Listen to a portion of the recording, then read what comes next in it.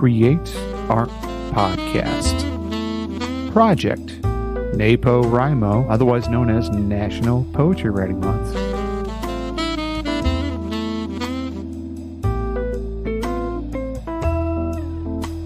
Hello friends, this is Timothy Chemo Bryan, your head instigator for Create Art Podcast, where I bring my 20 plus years of experience in the arts and education world to help you tame your inner critic and create more than you consume.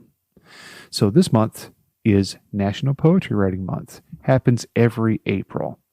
And National Poetry Writing Month is known as NaPoWriMo, and it's a creative writing project. And what they do is they give you prompts. If you go to the NaPoWriMo website at NaPoWriMo.net, and they'll give you 30 prompts for the 30 days in April. Now, on the website, you can also interact with other people. This year is going to be different from the previous years that I've done this project. This year, I'm going to be writing poetry throughout the year, and I am following a different prompt than the one that the National Poetry Writing Month folks do. Now, I've been doing poetry since 1988. I know for a lot of people here, they're like, whoa, the 1900s. But I've been doing it for a long time. I've been writing poetry for a long time and performing my poetry.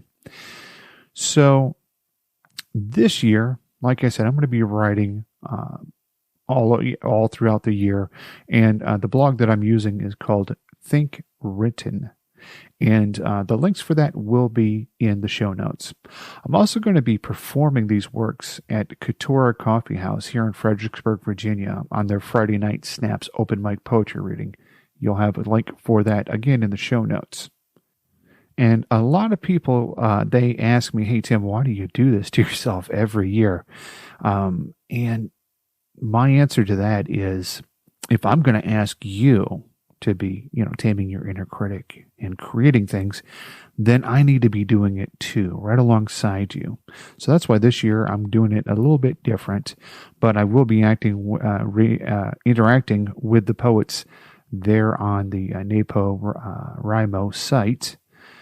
And we'll see how this goes. I'm pretty excited to be doing it this way. Okay, so the prompt for today is entitled Last Words. And the prompt is, use the last sentence from the nearest book as the inspiration for the first line of your poem.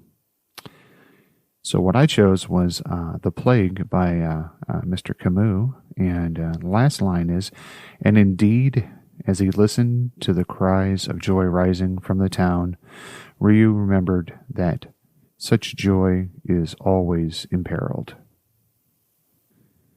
So this one is entitled Love is Always Imperiled. Don't live in the warm glow of love. In the past it has left by the morning.